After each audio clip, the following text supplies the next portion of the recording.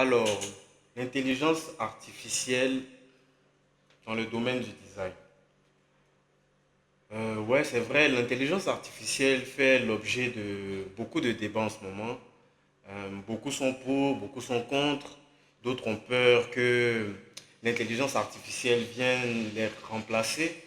Pour moi, ceux qui pensent comme ça, ils se sont déjà fait remplacer. On n'a qu'à être clair. L'intelligence artificielle, il a été développé en vrai pour pouvoir nous aider à gagner du temps. Moi, je le prends plus comme un assistant, comme un outil qui va nous permettre d'aller plus loin, de booster notre créativité et de rentrer plus en profondeur dans ce qu'on recherche. Donc aujourd'hui, on va essayer de développer un peu ça et on va essayer de monter un support de communication à l'aide de l'intelligence artificielle.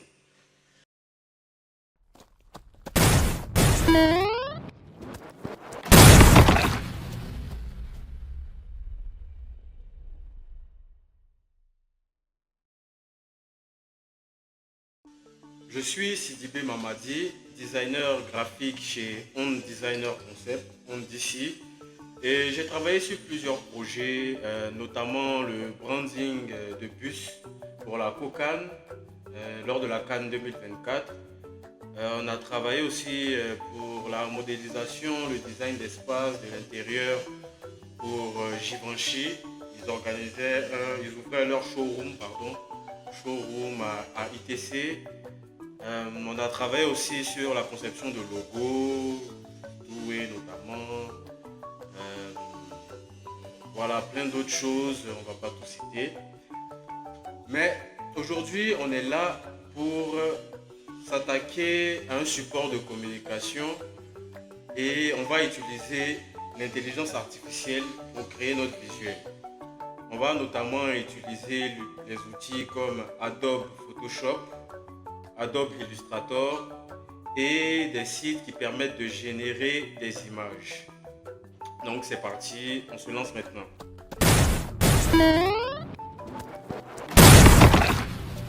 Donc là, on va se retrouver sur l'interface d'Adobe Photoshop. Commençons à mettre en place notre créa en identifiant les différentes zones qu'on veut utiliser. On va faire des wireframes, marquer les différents espaces. Voilà, là on a un peu l'architecture de notre création. Donc continuons.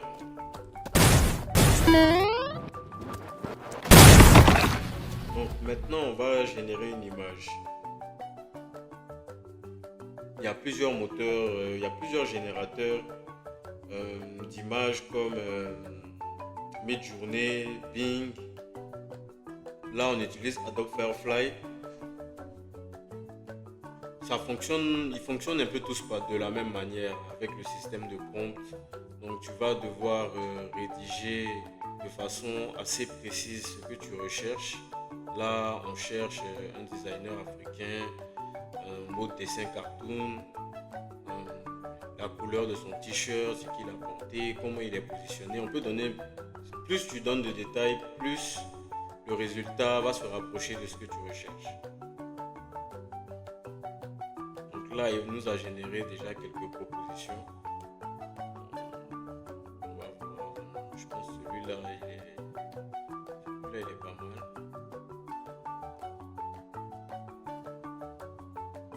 On a aussi la possibilité d'en générer d'autres. Donc il suffit juste, on peut rajouter des détails, on peut avoir d'autres propositions. Voilà, il suffit de chercher. Plus vous affinez ce que vous demandez, mieux ce sera. Donc là, bon, je pense qu'on va rester sur le premier.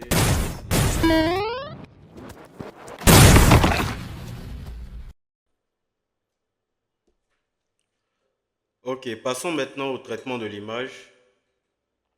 On est toujours sur la plateforme d'Adobe Photoshop, la version bêta. Sachons déjà que la version bêta nous donne la possibilité d'utiliser le Generative Fill, qui est un outil de générateur d'images aussi. Il va nous permettre de générer la suite de notre image. Ici, dans l'exemple, il va nous donner une continuité de l'image. Donc là, je veux faire apparaître plus de jambes. Donc voilà, il m'a généré ça. Donc on va noter déjà que l'intelligence artificielle va nous éviter certaines tâches répétitives, certaines tâches assez, on va dire, qui ne sont pas vraiment complexes, mais qui peuvent prendre du temps. Là, par exemple, au niveau du détourage de notre personnage, il va nous permettre de sélectionner directement la forme, le contour du personnage qu'on veut détourer avec une certaine précision. Bon, après, c'est possible qu'il y ait des zones qui ne soient pas sélectionnées. Ça sera à nous de faire attention à ça.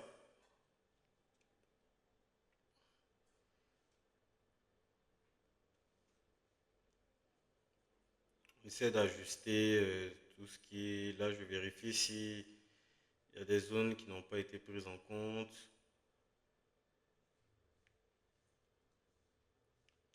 Je vais créer un contour au niveau de mon personnage. Je vais étendre ma sélection.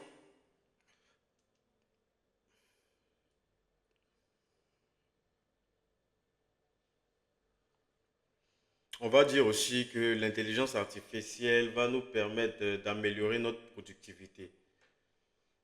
Les outils de l'IA sont faits de telle sorte que on va éviter de revenir sur certaines choses. Il va permettre aussi d'améliorer d'améliorer certains travaux qui restent assez complexes. Euh, on sait que l'IA déjà peut générer des prototypes, ils peuvent générer des concepts en quelques minutes, ce qui vraiment accélère le processus de création. Donc là, je cherche encore bon, la bonne couleur. Je pense qu'on va aller sur du jaune pour rester dans nos couleurs.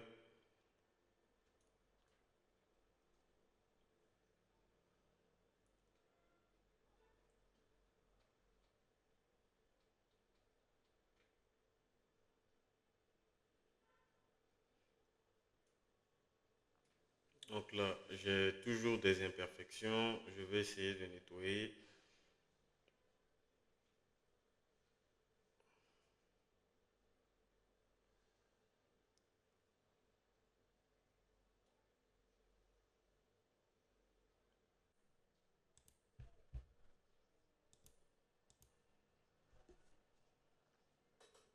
Voilà, donc là, on avance tout doucement. On a notre première partie. Bon, on va essayer de l'améliorer un peu. Maintenant, si je devais répondre à la question de qu'est-ce que le design déjà, on va dire que le design, c'est un processus créatif, un processus pardon, créatif et méthodique qui va être destiné à résoudre des problèmes, à améliorer la fonctionnalité de l'expérience utilisateur, on va dire, de l'utilisateur d'un produit. Donc ça va être ce processus créatif qui va être destiné à donner un résultat euh, fonctionnel pour l'utilisateur, que ce soit l'utilisateur d'un certain produit ou, comment on va dire ça, ou d'un service ou d'un système. Donc là, j'ai ma couleur, j'ai mes couleurs, j'ai mon fond.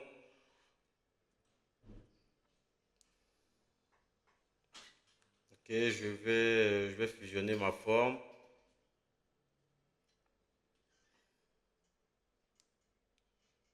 Voilà, je veux créer un peu de lumière, un peu de contraste au niveau de ma forme. Donc pour ça, je crée un niveau, je le mets en masque de décrétage. Je travaille sur l'intérieur de ma forme uniquement.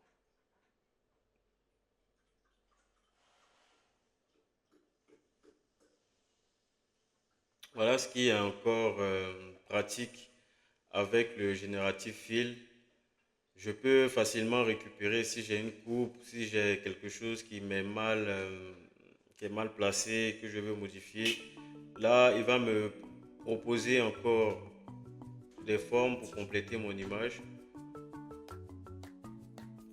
Voilà, après, j'aurai qu'à nettoyer les différentes zones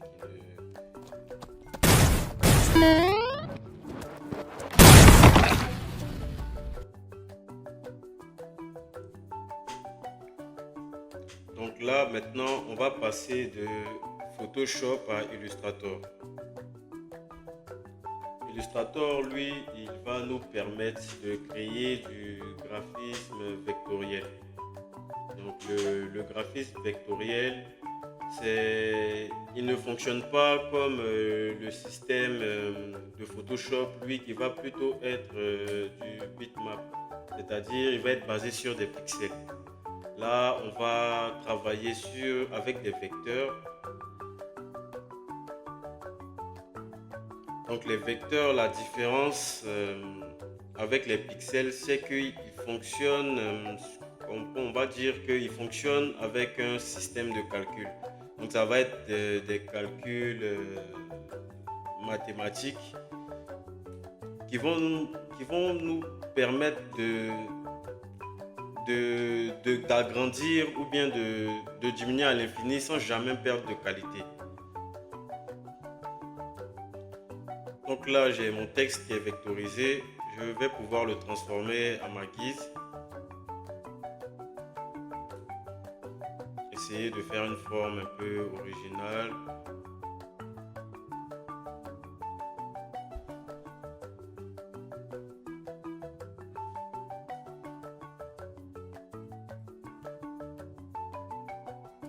Voilà. Franchement, je n'hésite pas à étirer ou à déplacer, déformer pour créer quelque chose d'assez harmonieux.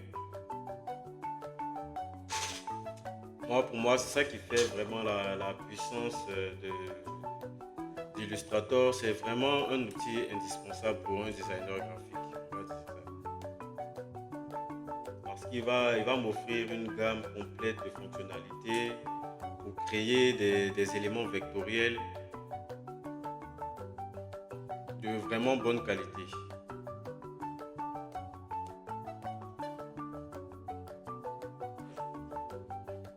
Il peut être utilisé que ce soit pour le branding, pour l'illustration, pour la conception d'interface.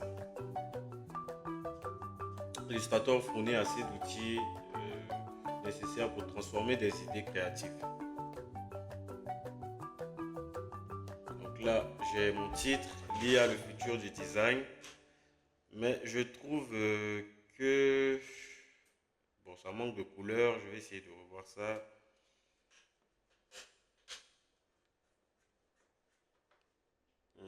Ok, donc je reviens ici, je reviens sur Illustrator. Je vais changer ma couleur. Bon, j'ai fait une mauvaise manipulation. Mais voilà, quand je viens copier et coller sur Photoshop, je n'oublie pas de le mettre en objet dynamique, ce qui va me permettre d'aller le modifier facilement sur Illustrator et cette modification pardon, va s'appliquer directement sur Photoshop. Donc là, je vais venir placer mon logo, le vectoriser.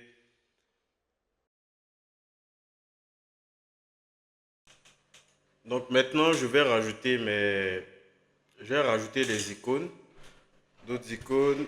Euh, je profite pour rappeler que à Onde, on dispose aussi de formations, des formations en Illustrator, Photoshop, Blender, SketchUp, voilà, à différents niveaux, que vous soyez amateur ou que vous soyez professionnel, que vous voulez euh, approfondir vos connaissances, on peut vous aider. Maintenant, pour créer mon fond, je veux créer un fond. Je vais utiliser Picasso. Picasso, c'est, on va dire, un générateur d'images qui est intégré à FreePic. Lui, il va nous permettre de créer des images personnalisées. Vraiment, je vais d'abord donner des détails, donner les différents détails que je veux dans mon prompt. Et à la suite de ça, je vais dessiner maintenant, placer les icônes de telle sorte à ce que l'intelligence artificielle reconnaisse ce que je veux et me propose des images en fonction de l'emplacement de mon dessin et autres.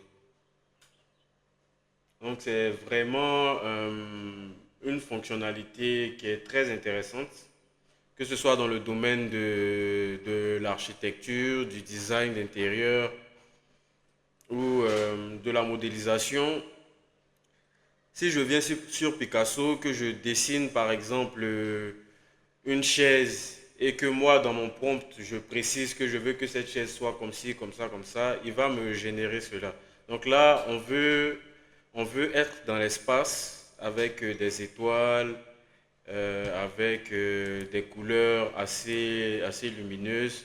Donc je lui ai précisé ça dans mon prompt. Et maintenant, quand je vais commencer à dessiner, voilà, lui, il va me réaliser cela.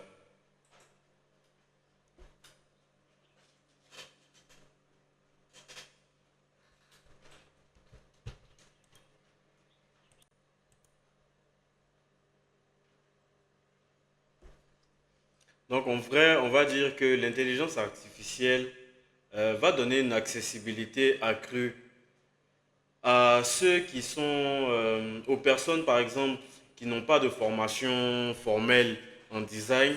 Ils pourront quand même créer à partir de leur imagination, de leurs désirs, ce qu'ils veulent grâce à l'intelligence artificielle.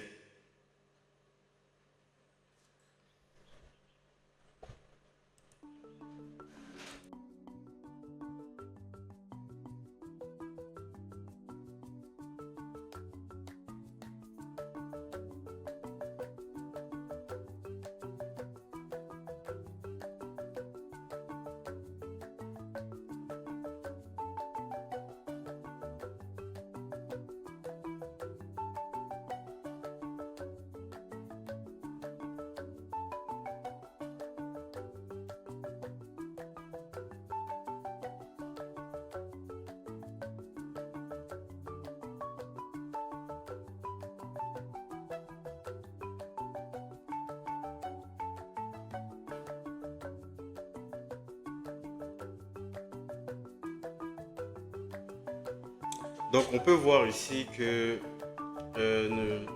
notre générateur nous a permis déjà d'avoir la structure de l'image, on a les couleurs. Je peux lui demander maintenant de réimaginer ce qu'il m'a déjà proposé. C'est-à-dire, là déjà, on veut rester dans le thème cartoon, dans le thème dessin qu'on a commencé. Donc là, mon image qu'il a faite est un peu, bon, je ne vais pas dire réaliste, mais on peut le rendre un peu plus animé. Donc, je vais lui demander de réimaginer et il va me sortir un résultat nettement plus dessiné.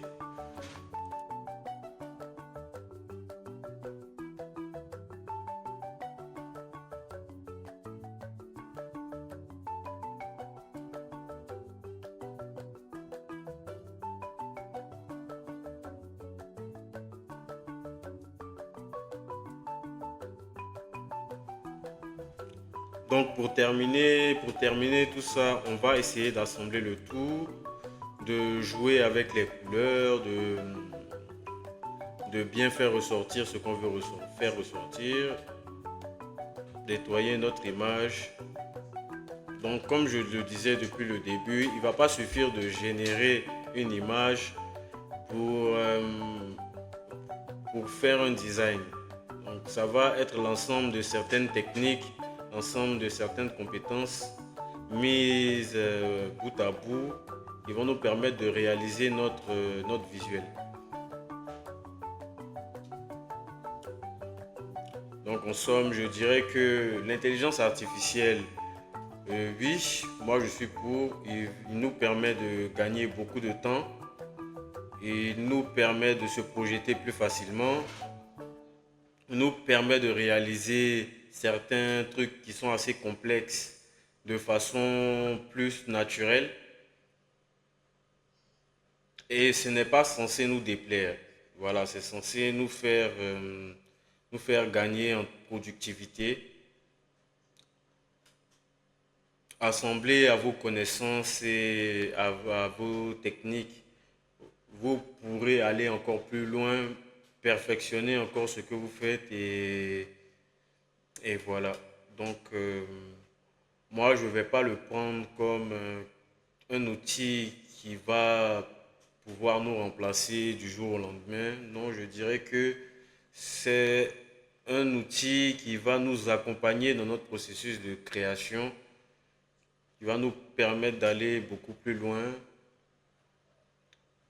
Il va ouvrir nos esprits à d'autres possibilités.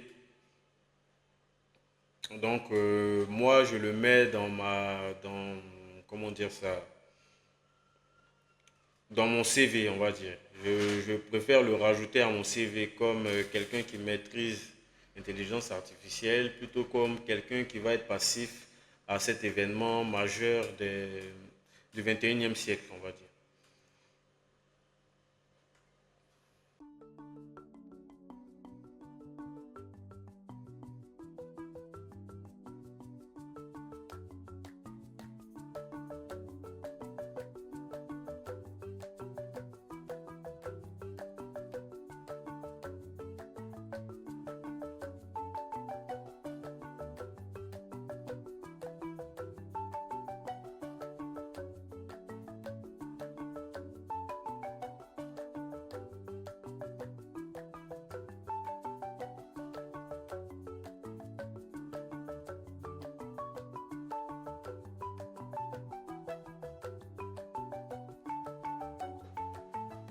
Donc sur ce, on termine notre visuel.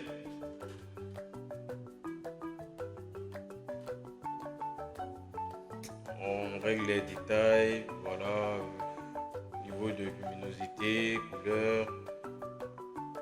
N'hésitez pas à chercher.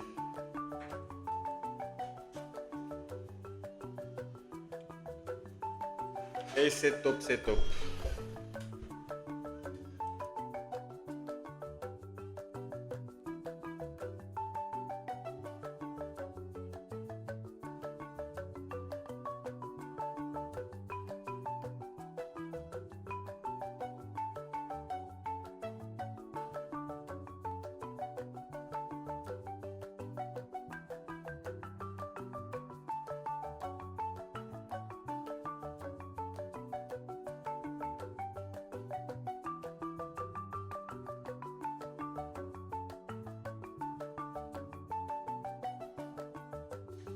Ok, donc on est à la fin du module.